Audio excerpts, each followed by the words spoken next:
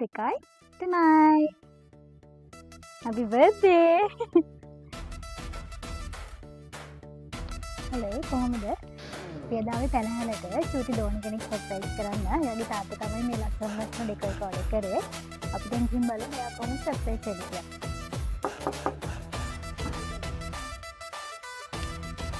කවුද දුන්නේ කියන්නේ?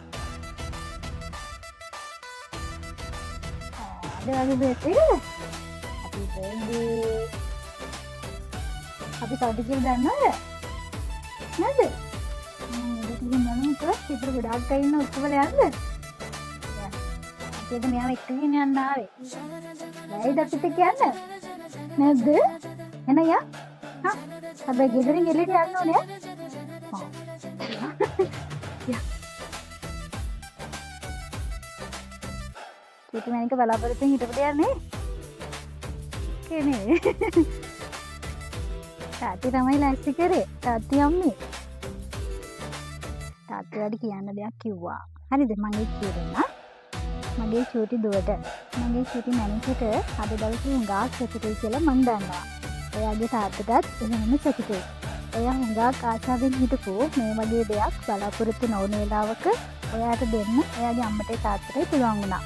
ඔයා ආසයි කියන හැම දෙයක්ම එකින් එක හරි ඔයා ළඟටම ගෙනත් දෙන්නේ අපි ඔයාට හුඟක් ආදරේ හින්දා.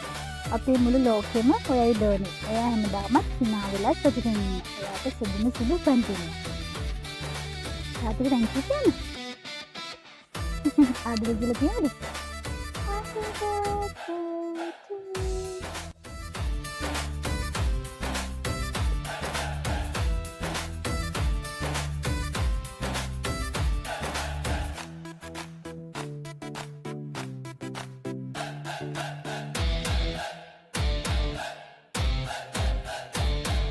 Bye hina වෙන්න.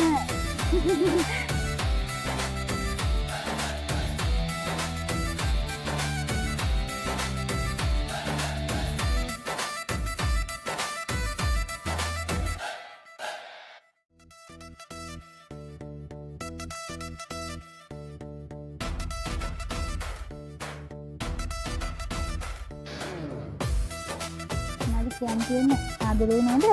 කොච්චරද? ආදරේ කියන්නකෝ අයියේ.